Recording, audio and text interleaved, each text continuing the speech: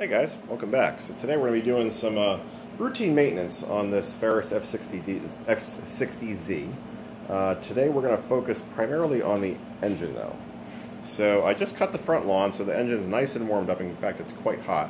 So today we're going to change the air filter, which doesn't need to be changed, but we're just going to do it. I just bought this machine if you watch the intro video. We're going to do spark plugs. Again, doesn't need it, but just bought it, so we're just doing regular tune-up stuff. And we're going to change the oil, which I'm quite sure it does need at this point. So let's start with draining the oil while the engine is hot, which is always a good idea. And then after that, when the engine cools off a bit, we'll do the spark plugs. For reasons I don't fully understand, they don't extend this drain tube long enough to reach anywhere useful. So I'm going to use this clear polyethylene, I think it's polyethylene tubing? I don't know, whatever, this clear stuff. You can get it at home centers.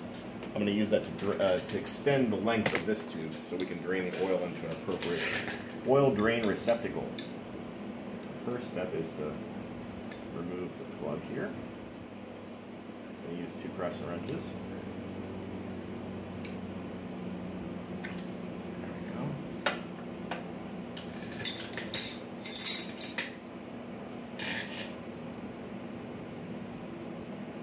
I wonder if there's an accessory you can screw into this thing that sends the oil elsewhere. I don't know now. Let's see. Maybe we won't see.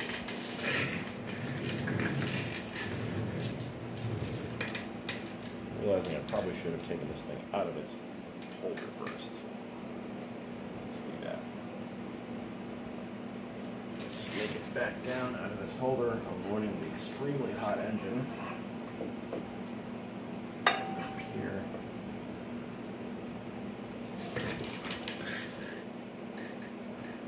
Snake this tubing up through here, avoiding the very hot muffler. I guess maintenance on a small form factor tractor is never going to be easy, right?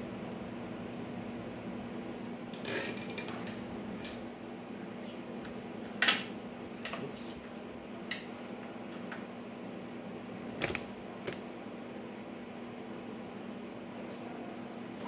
It's a little tricky. Trying to make this thing easier to maintain if they want people to actually do it. Let's get those in there. There we go. So she's draining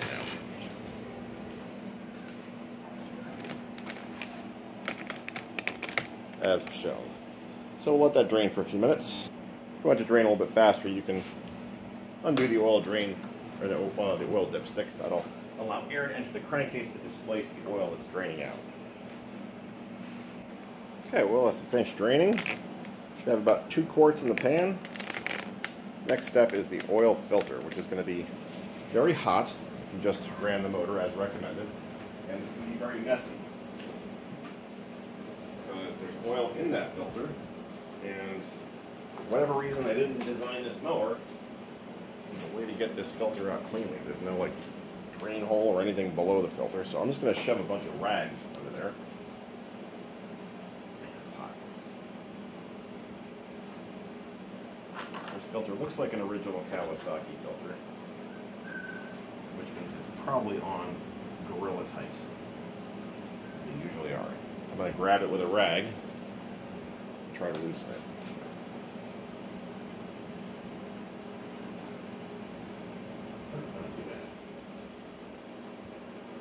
So I'm going to loosen the filter a little bit just to allow the oil to drain into the rag.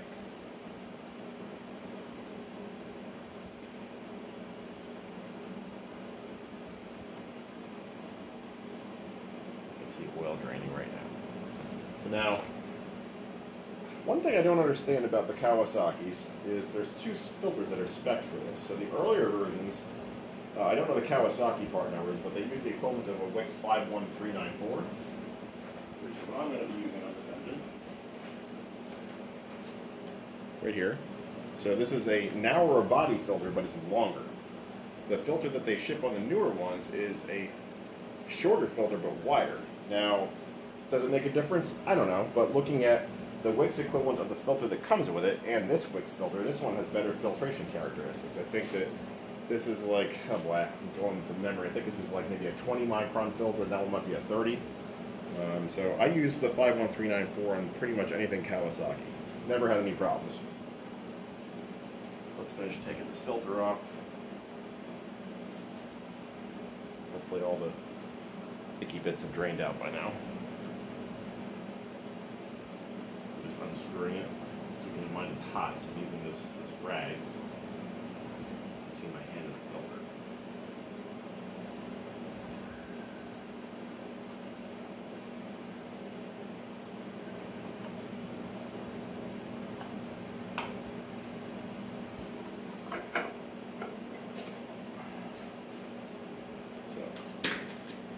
There's the filter, and it is an OEM Kawasaki filter, so this is probably the unit's first oil change, which is fine. I mean, at 32 hours, I would have liked to have seen an oil change. Also can't guarantee that it hasn't had one, but you would think that a shop, if it did an oil change, it would use an aftermarket filter, not a Kawasaki. I'm just battling though. Around 2014, Kawasaki put out a bulletin approving the use of 20 W50 engine oils in the FR, FS, and FX series engines. Since I live in Florida, which is pretty hot, that's the only oil I use now. I think that's approved for use on 32 degrees and above, I believe. Don't hold me to that, though. So here's our new filter. Compared to the old one, you can see it's taller but skinnier. Should fit just fine. So I'm going to pre-fill the filter with some 1550 Mobil 1. This is just what I've always used, never had any issues. Now if you're operating these in a really cold climate, you might want to consider a different oil. But like I said, in South Florida, where it gets really hot, this is what I use.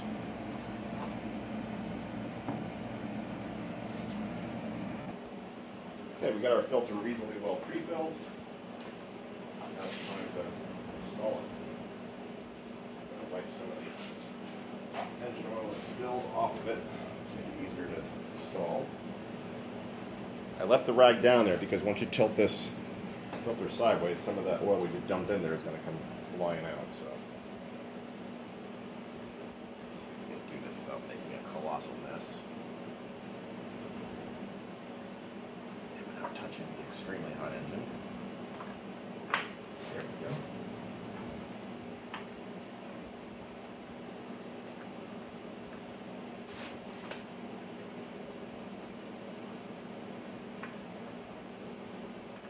There we go.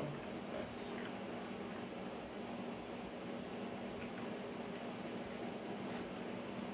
Get our rag out now. And properly dispose of it. It's all nasty. Get a fresh rag and clean up our mess and make sure that filter is good and tight.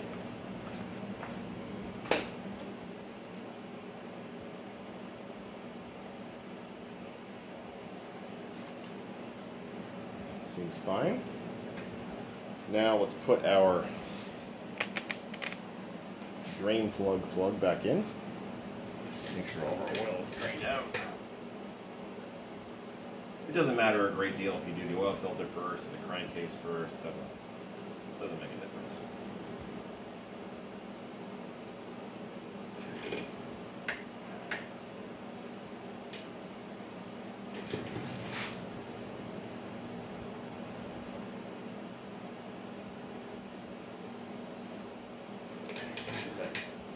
Installed. We'll tighten it up in a moment.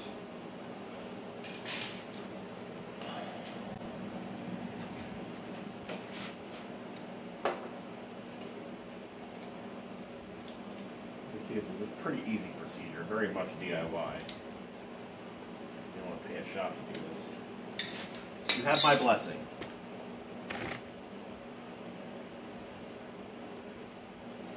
Get this tube out of the way. Time to dump some new oil in there now. So, simply add. Add and check. Holds it just under 2 quarts if I recall. There's about 2 quarts left in here, so I'm just going to put most of this in there.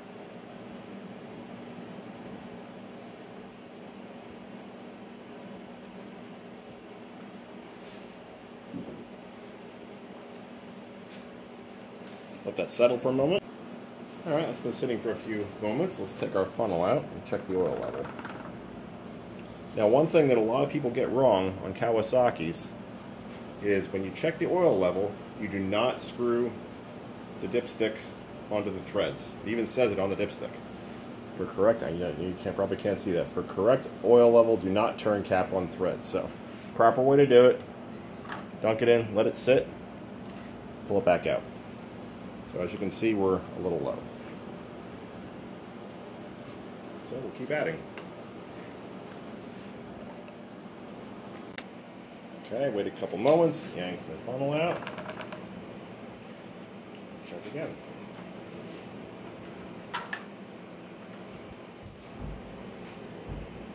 It's pretty close. And now what we'll do is we'll start it up, let the oil system fill up, and check the oil again after that. Alright, here goes nothing.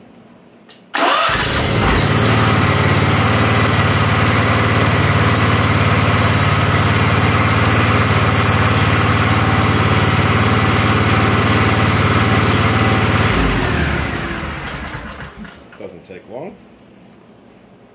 Let's check our oil again. Should be a little bit lower now.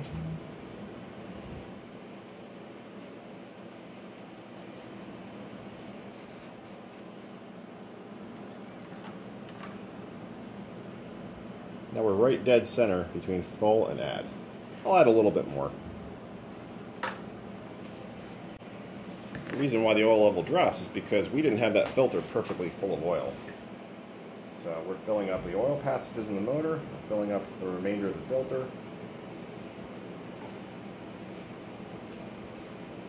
And we're obviously dispersing oil throughout the engine.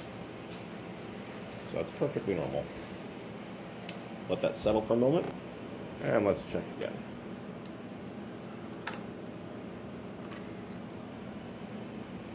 That's perfect. It's a little bit overfilled, but that's fine. It's not going to hurt anything. All right, well that's how you change the oil.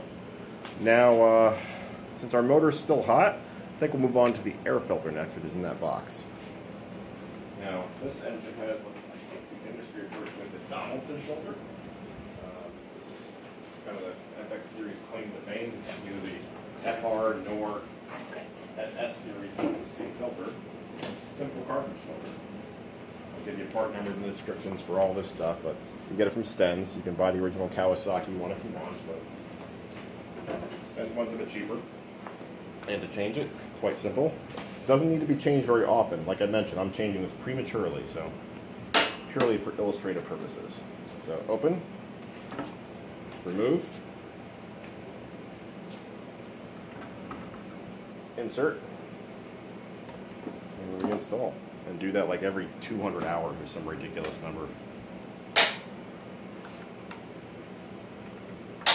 Pretty easy.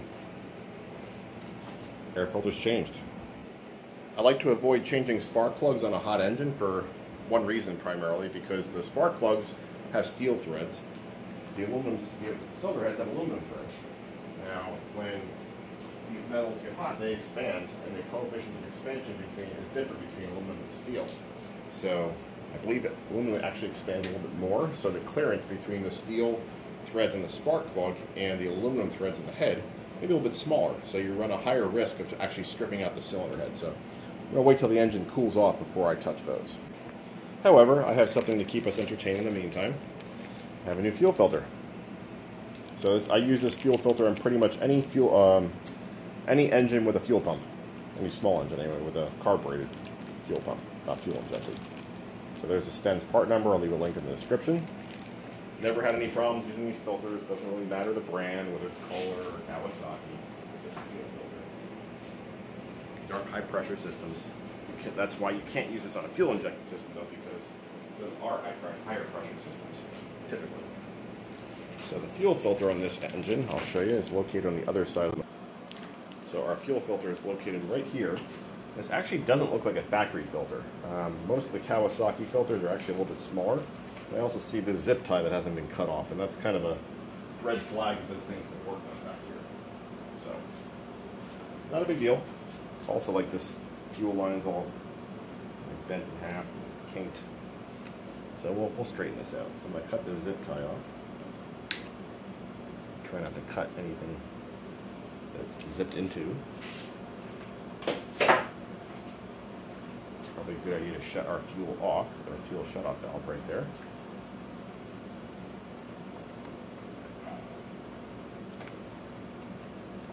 And there's our filter. Pretty easy to remove. Take a pair of pliers, move the clamps out of the way. There's one. You can just yank this hose off. Odds are with 30 hours this filter is just fine, but who knows what condition the fuel was in, right? So I'm just going to take the other clamp off the other side of the hose.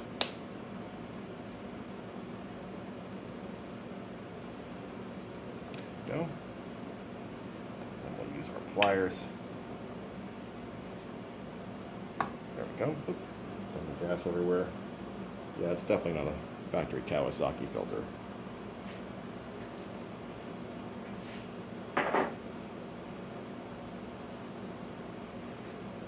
Or is it? I don't know. Who cares? It doesn't really matter. It's getting replaced, right?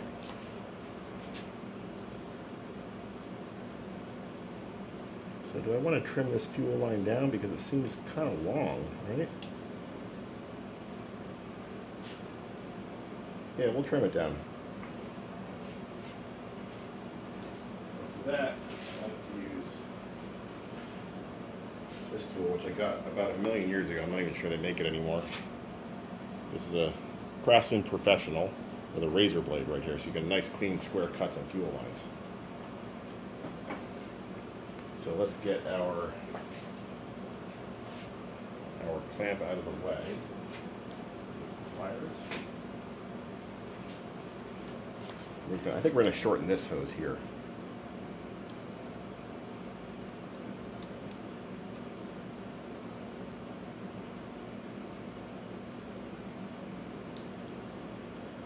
Let's get our new filter out of the bag. Now you can't just install these any direction you want. They do have a direction of flow on here. This has an arrow pointing that direction. So that means fuel has to flow that way. So this side is to the engine.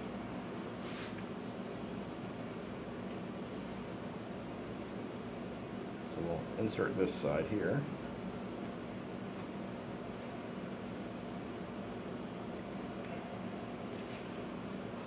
Put that clamp a little bit.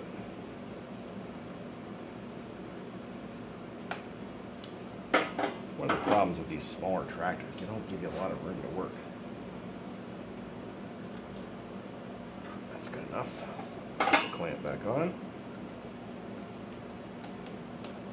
I think this filter works on both 1/4 inch and 5/16 fuel systems.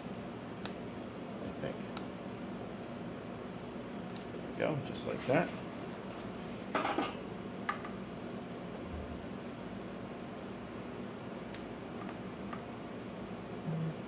You know what? This is the factory fuel line here with that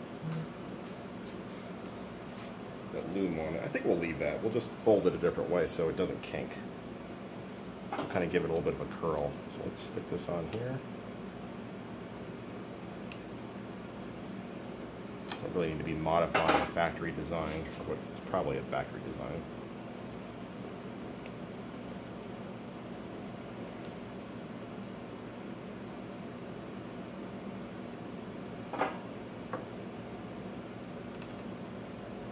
If anybody knows for sure whether this is a factory design, please tell me. I think it's kind of strange.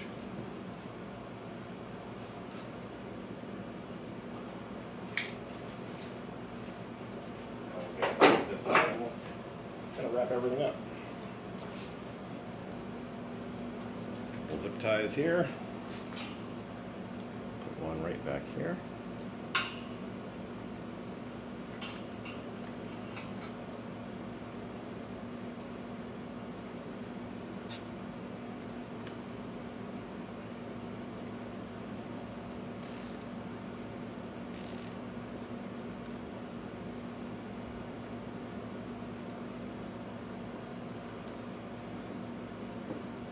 Off. Do I need another one?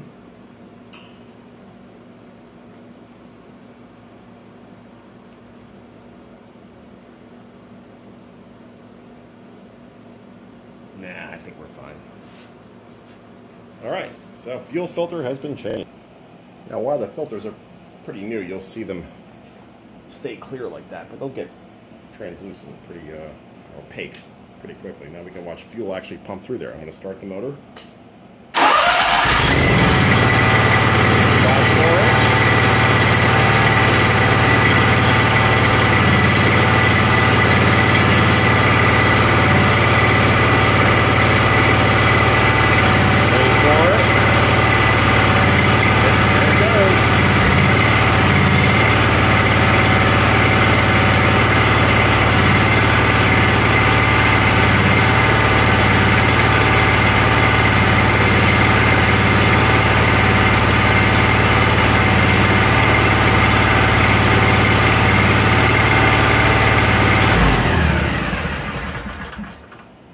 There you go, fuel filter changed. Obviously check for fuel leaks when you're done. Alright, that's about all we can do until the motor cools off, so we'll pick it up then. Alright, it's the next day. I actually used the machine for a couple hours this morning cutting some grass. This thing is really nice. I can cut going full speed and it leaves a better cut than my residential zero turn going half speed. So yeah, it's a lot faster. The hydros are silky smooth. I mean, no comparison. I mean, I could see why some homeowner would want to buy this. So right now we're going to change the plugs. So I just need a plug wrench. Pretty straightforward. Again, I think I mentioned yesterday it's premature to change these, but I'm doing it anyway since it's part of a standard tune-up. I'll leave links to the plugs in the description.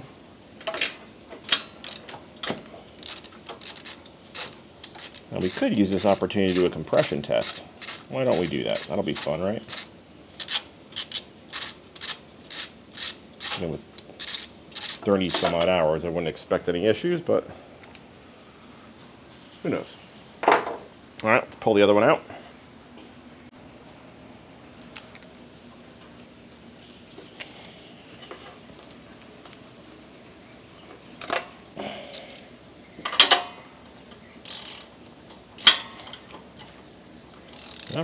Not very tight.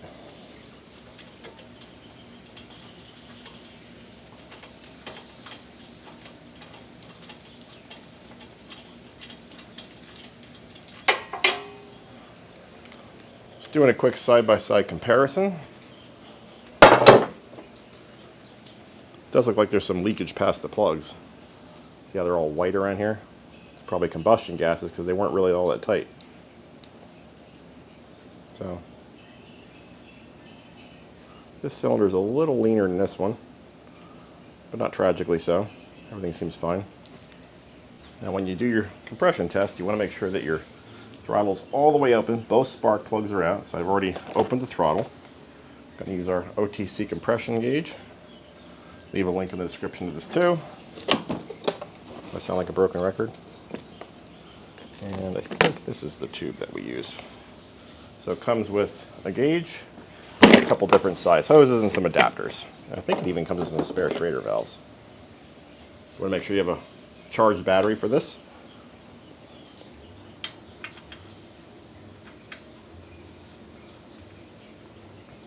Okay.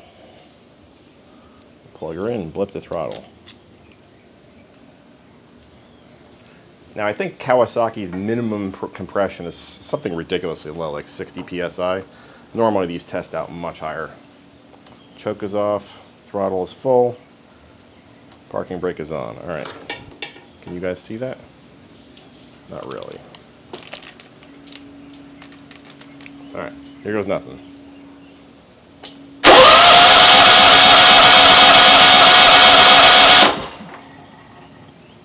About 90 psi.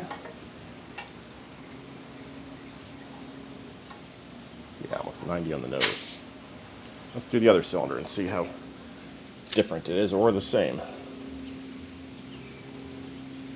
You want them to be about the same. If there's a massive difference between them, that suggests a problem that you want to investigate. It could be a blown head gasket, it could be a cracked cylinder lining, it could be a cracked cylinder wall. Could be a cracked piston, bad piston ring. Did I say that already? Sorry, I haven't had my coffee yet. All right, next cylinder.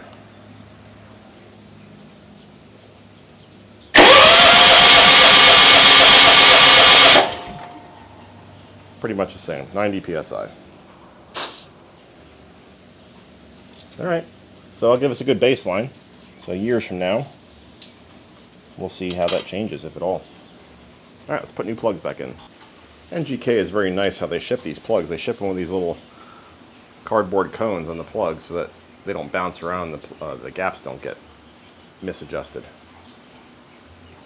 So what I usually do is I'll put a little bit of anti-seize on the plug threads here and here, and I'll also put a little bit of dielectric grease here. That helps the spark plug boot come on and off easier. You saw I struggled a little bit. It's also labeled tune-up grease. Again, links in the description.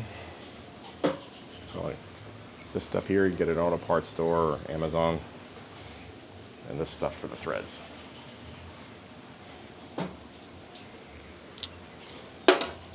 It's kind of messy.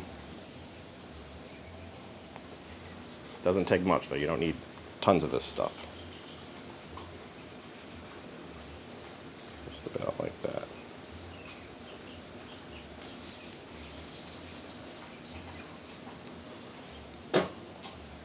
We get our plug wrench.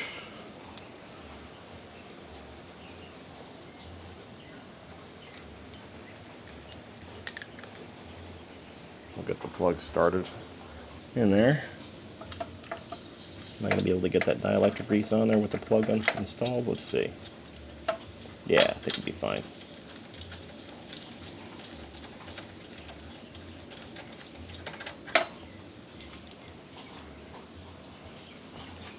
Take our wrench, we'll snug them up.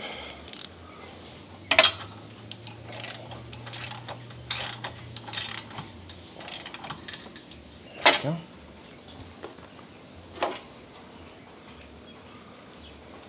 Just take a little dab of the dielectric grease. Like so. Just smear it around a little bit with your finger.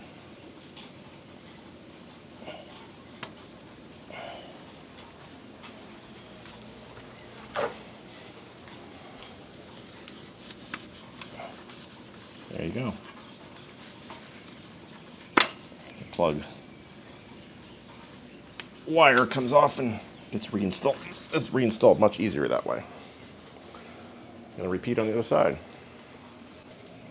Now I'm sure a lot of you will say, yeah, I should check the plug gap anyway. And yeah, you probably should, but I can't remember the last time I saw a plug with one of those protectors, cardboard protectors, with an incorrect gap from the factory. Just my personal experience, your mileage may vary, but any plug that comes from the factory is one of those cylindrical things I don't generally check. It's a waste of time.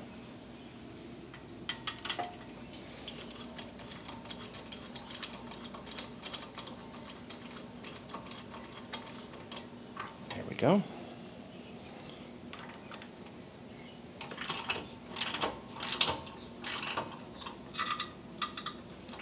There we go. And a little bit of our dielectric grease.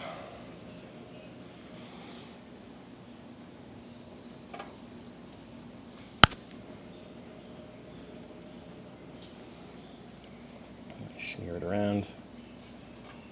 And put our plug wire back on. Done. And that is how you perform an engine tune-up on a Kawasaki FR, FS, and FX series engine. Make sure it runs okay. But a choke.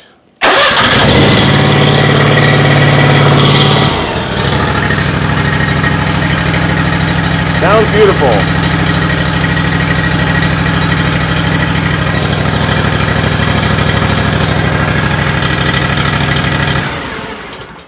Alright, hopefully you found this video helpful. If you did, please subscribe, stay safe, and thanks for watching, and stay tuned for more videos on this tractor.